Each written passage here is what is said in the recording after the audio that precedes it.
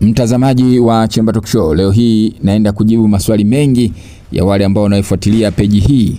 Swali kubwa leo ni kwamba je, mimba ya Marlon Hatun ile ya pili iliishia wapi? Na wengi wanajiuliza, je, Fatuma Hatun ni mtoto wa nani? Ni mtoto wa Marlon Hatun ama ni mtoto wa Bala Hatun? Yote hayo utapata kuyasikia kupitia Chemba Talk Show siku hii ya leo. Tafadhali naomba unifuate na unisikilize kwa makini. Watazamaji wa Kurulus Osmani, swali hili limekuwa likiumiza vichwa vya wengi na wale wanaendelea kusikiliza. Marlon Hatun alipata mimba na kweli wote tuliona alikuwa na mimba, lakini baadaye hatukuona kabisa akijifungua na mimba ile iliharibikaje? Je, waandishi walifanya makosa au kuna siri kubwa ambayo imejificha? Leo hii tunakwenda kufichua ukweli mzima wa jambo hili. Ndio, ni kweli katika tamthilia ya Kurulus Osmani, Marlon Hatun alipata mimba ama ujauzito, ambapo huyu ni mke mdogo wa Osman Bey. Wakati huo kulikuwa na siasa kali, maadui walikuwa wengi, vita vilikuwa vinaendelea, lakini mimba ile ilikuwa muhimu sana kwa sababu ilikuwa kama urithi wa Wakai. Hapo ndipo watu wengi walichanganyikiwa. Tamthilia ilifanya kile ambacho kinachoitwa time jump, kuruka kwa muda kwa miaka kadhaa mbele.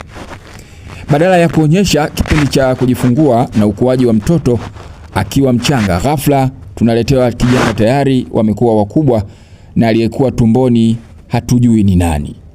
Lakini ile ya kwanza tunafahamu ya kwamba Orhan Bey yeye ndiye wa kwanza kwa Marlon Hatun.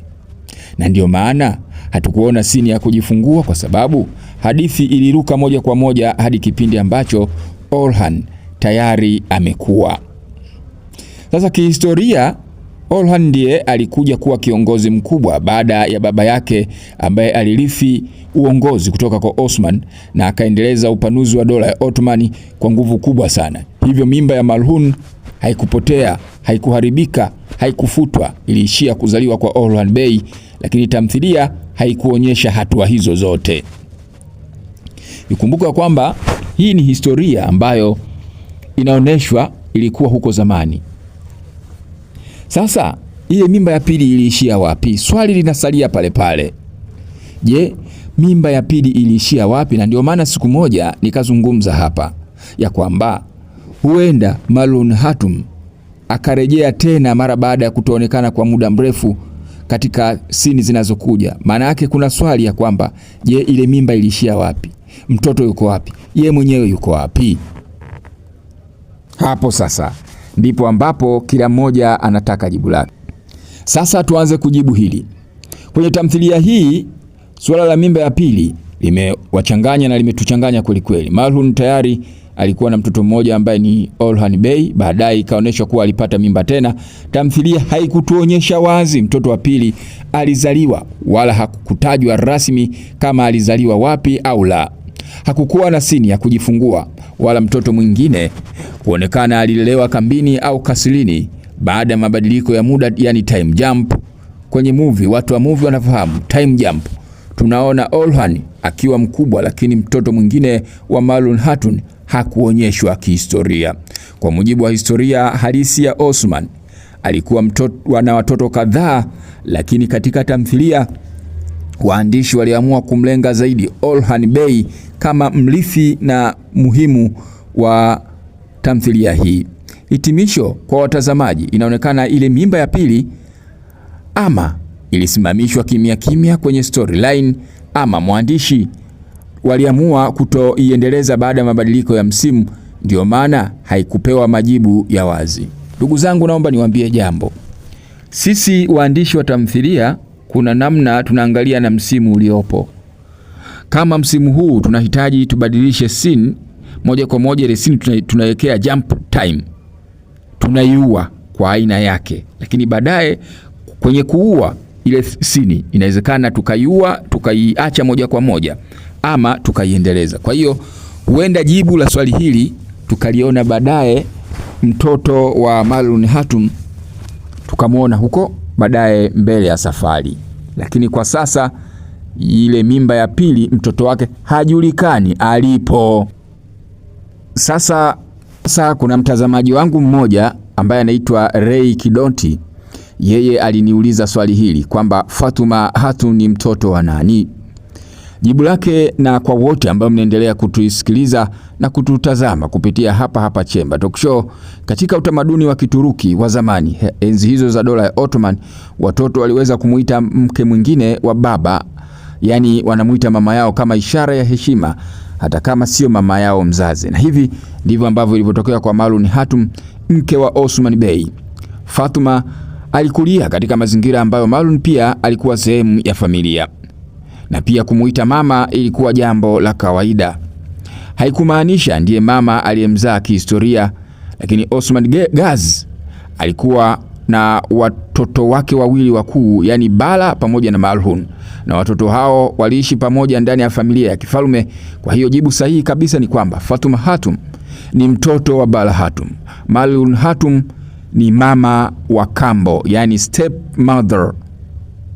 Hilo ndio jibu sahihi. Kwa maana ya jibu sahihi ni kwamba Fatuma Hatun mama yake mzazi ni Bala Hatun, na kwa kumuongezea ni kwamba Halime ama Halima ama Poena ama Mariam ni mtoto pia wa Bala Hatun.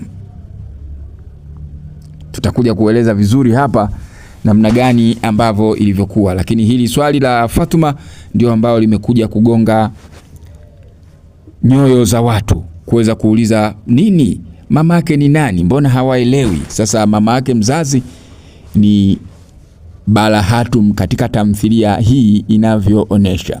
Japo kihistoria Fatuma alitakiwa awe mtoto wa Malun Hatun, kihistoria ya kweli ya Ottoman.